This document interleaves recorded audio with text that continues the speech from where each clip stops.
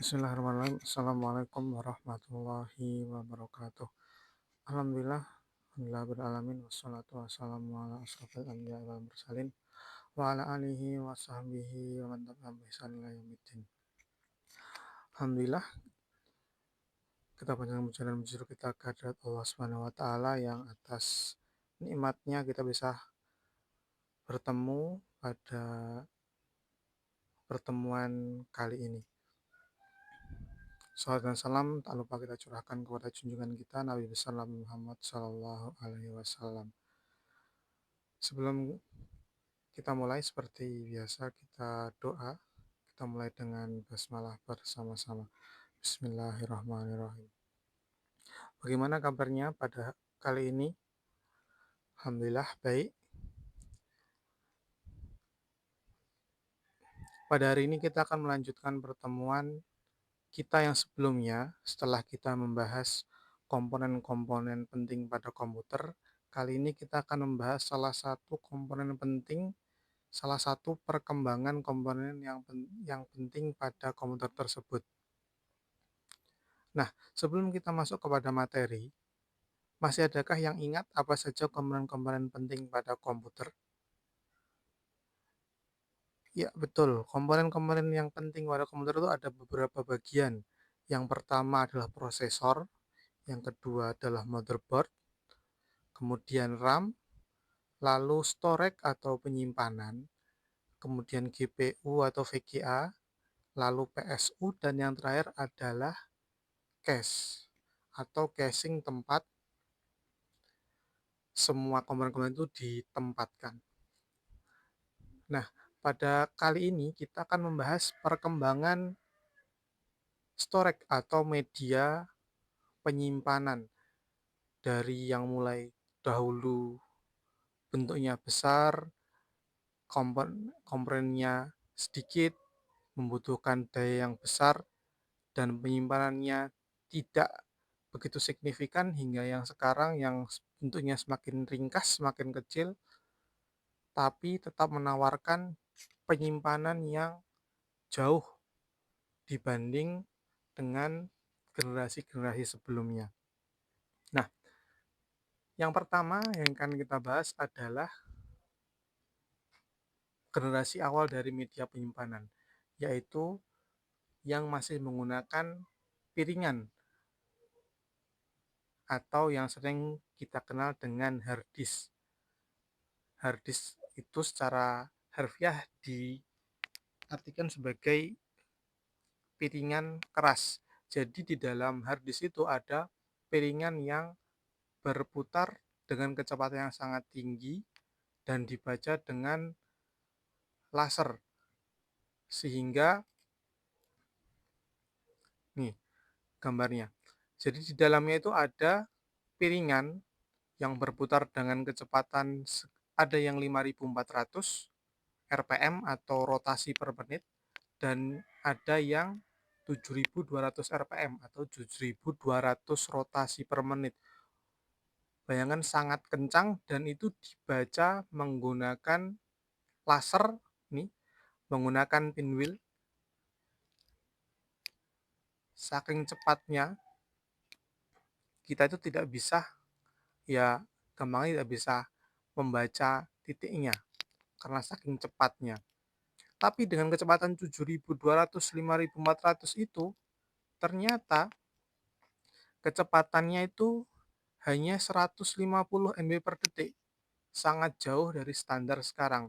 Mungkin buat standar dahulu yang penyimpanan 10 GB, 40 GB itu udah cukup besar, masih masuk akal. Tapi dengan standar sekarang ini jauh dan sangat tidak mumpuni untuk pekerjaan pada tahun ini, pada zaman ini. Kemudian ada juga variasi dari HDD yang disebut dengan SSHD. SSHD ini kepanjangan dari Solid State Hard Disk. Jadi hard disk ada piringannya, tapi juga ada chip penyimpanan lain. Jadi SSHD ini terdiri dari dua jenis penyimpanan, Yang satu bentuknya piringan, yang satu kemudian bentuknya chip.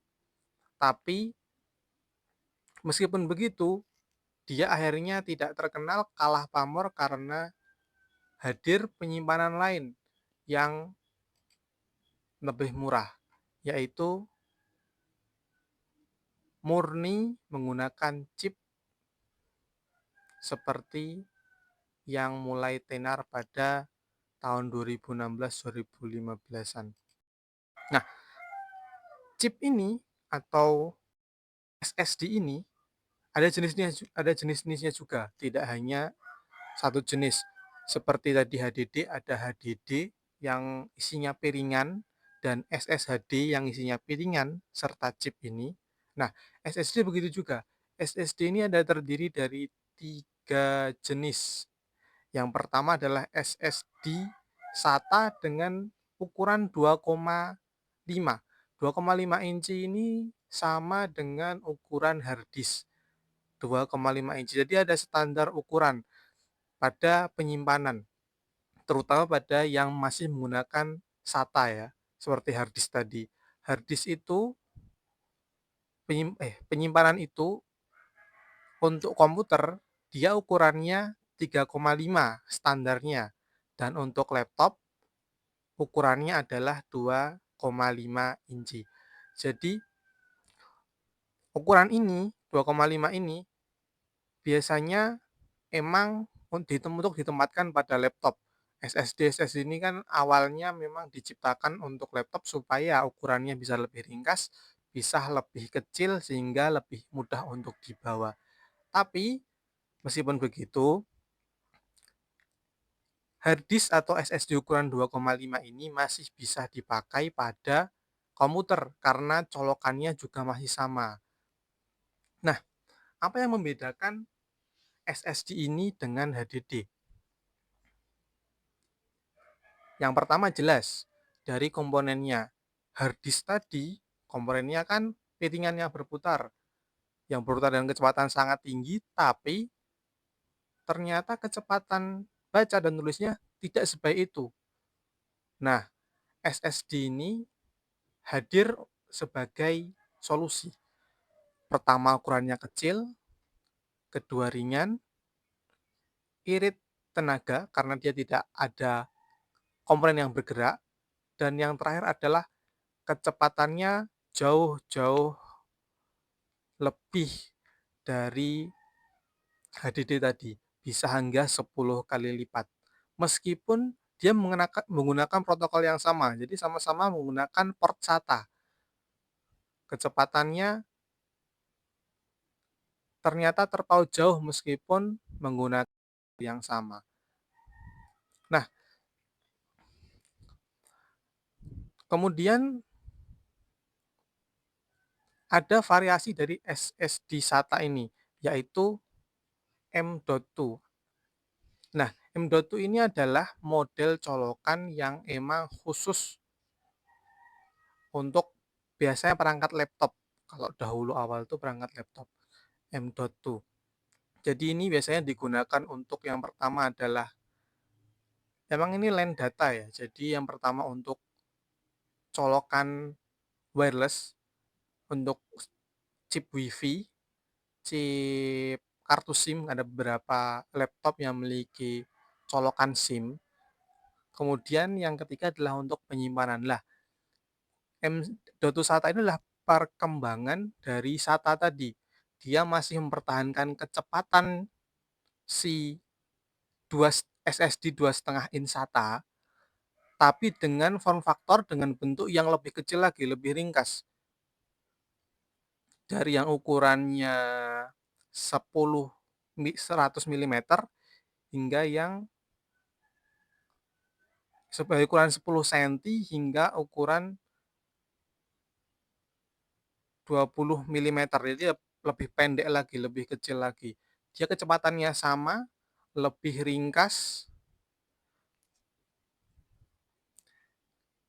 dan lebih kecil, sehingga dia bisa muat di laptop-laptop tipis, terutama yang laptop lipat yang bisa jadi tablet, bisa jadi laptop, itu kan ruang dalamnya itu sangat sempit, sehingga dia memerlukan storage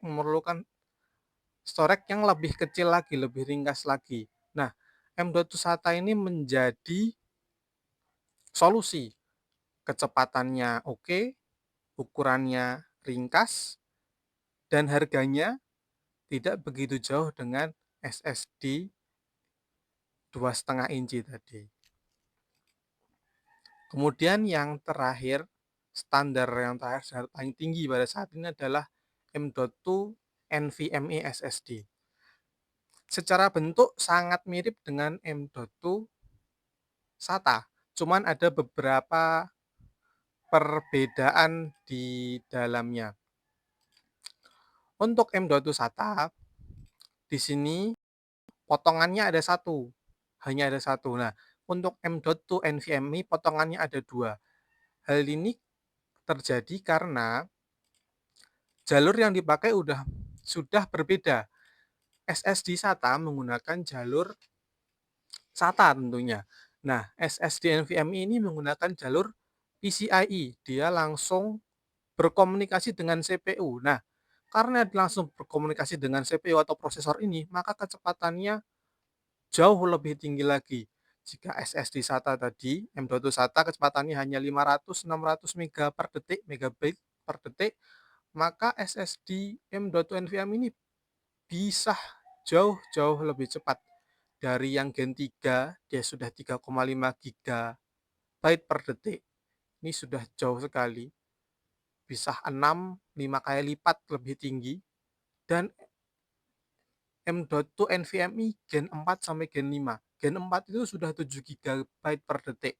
Itu udah jauh sekali, hampir menyamai kecepatan RAM. Dan yang Gen 5 lebih lagi. Bahkan yang terakhir yang paling tinggi itu ada 22 GB per detik. Ini sudah jauh sekali dari standar penyimpanan pada zaman dahulu. Nah, kemudian yang terakhir adalah Intel Optane. Ini adalah teknologinya sebenarnya sudah lama sekali. Salah satu teknologi revolusioner yang menjadi mungkin cikal bakal dari hadirnya NVMe SATA dan NVMe itu M.2 itu. Karena dia ringkas, kecil, dan bisa menambah kecepatan dari SSD, dari HDD. Jadi dia itu dulu cara pasangnya dipasangkan dengan HDD. Jadi nanti datanya ada yang sebagian ditarik ke dalam Intel Optane ini. Tapi sebagaimana SSHD tadi yang akhirnya mati. SSHD itu mati karena kalah pamor dengan SSD. Jadi pertama kalah pamor, yang kedua karena harga chip makin murah pada saat itu, SSD harganya turun sehingga orang berpikir dua kali untuk membeli SSHD. Mending sekalian untuk mengambil SSD. Nah, begitu juga Intel Optane ini, selain dia kalah pamor, dia juga memiliki beberapa limitasi. Yang pertama, dia butuh motherboard khusus. Jadi tidak sembarang motherboard support dengan Intel Optane. Kedua, dia butuh prosesor khusus. Sudah motherboardnya khusus tipe tertentu, dia butuh prosesor khusus. Jadi semakin sulit. Yang ketiga, harganya cukup lumayan. Sehingga melihat sambutan pasar yang tidak begitu antusias, maka Intel sebagai produsennya terpaksa menutup produksi Intel Optane. Sehingga produk ini jadi produk mati, ditinggalkan, berganti dengan SSD M.2 SATA dan M.2 NVMe yang sekarang makin lumrah dicantumkan atau dibundling pada laptop-laptop terkini. Nah, ini adalah komparasi perbandingan kecepatan dari generasi awal storage, generasi awal penyimpanan, sampai generasi yang terkini. Terlihat begitu jauh dari yang hanya ratusan megabyte per detik hingga menjadi ribuan megabyte dari 7 giga bahkan sampai yang terakhir 22 gigabyte per detik. Ini sangat jauh sekali. Nah, kemudian nih selanjutnya. Nah, kalau begitu kita pilihnya yang mana? Menyesuaikan dengan kebutuhan saja. Kalau kita butuhnya cuman, aku butuh storage yang besar, tapi harganya murah. Karena namanya semakin kecil barang, tapi semakin banyak kapasitas atau semakin maju teknologinya, maka jelas harganya tidak akan murah lagi. Harganya akan naik, naik, naik berkali-kali lipat dari harga barang-barang lama. Nah, begitu juga itu. Kalau kita butuh storage tok, penyimpanan doang, maka kita bisa mengambil HDD. Bisa mengambil HDD saja. Kalau kita butuh kecepatan, tapi budgetnya terbatas, maka kita bisa mengambil SSD atau M.2 SATA. Ini adalah tengah-tengah. Dia kecepatannya bagus, tapi harganya nggak begitu mahal. Dan yang terakhir kalau kita butuh yang mentok rata kanan, kita butuh cepatnya, kita butuh ukurannya. Karena NVMe ini, dia ukurannya udah semakin besar sekarang sampai belasan giga per SSD. Jadi bentuknya ringkas, kecepatannya luar biasa, sangat cocok untuk orang-orang yang budgetnya sudah di luar batas. Nah, dari penjelasan yang tadi, adakah pertanyaan-pertanyaan yang perlu dijelaskan?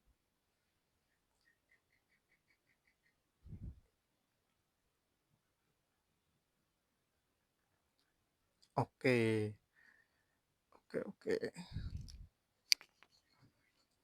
Bagus mana SSD sama HDD? Oh, balik lagi seperti tadi, sesuaikan sama kebutuhan. SSD tadi kan jauh lebih bagus dalam performa, dalam kecepatan dan ketahanan fisik. Ketahanan fisik ya, bukan ketahanan dan bukan ketahanan dari listriknya.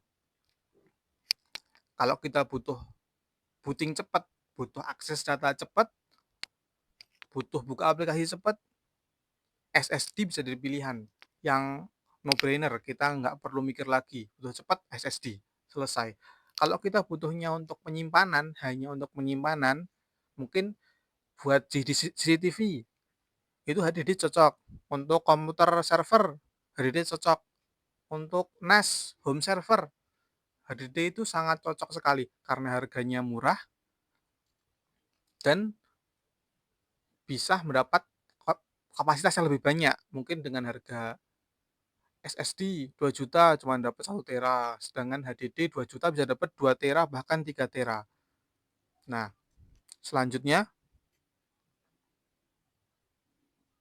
kenapa SSD sekarang mahal sekali? Ya, disebabkan karena permintaan komponen SSD ini kan pakainya chip ya, chip NAND namanya. Jadi chip NAND. Nah, yang butuh ini ternyata bukan cuma kita sebagai konsumen, ternyata ada perusahaan-perusahaan yang membutuhkan itu. Perusahaan itu adalah perusahaan-perusahaan AI. Mereka membutuhkan penyimpanan besar untuk tempat AI mereka berproses, untuk infrastruktur server AI mereka. Sehingga produsen chip ini mereka lebih mengutamakan ke perusahaan-perusahaan tersebut. Karena kan mungkin mereka makainya kontrak jangka panjang, menggunakan pembelian yang langsung banyak, tidak seperti konsumen yang jumlahnya sedikit-sedikit, sehingga karena membludaknya permintaan itu, stok untuk konsumen semakin tipis. Nah, sebagaimana hukum supply and demand, semakin banyak permintaan, tapi barang datang itu tidak banyak, barangnya tidak banyak, maka otomatis harganya akan naik.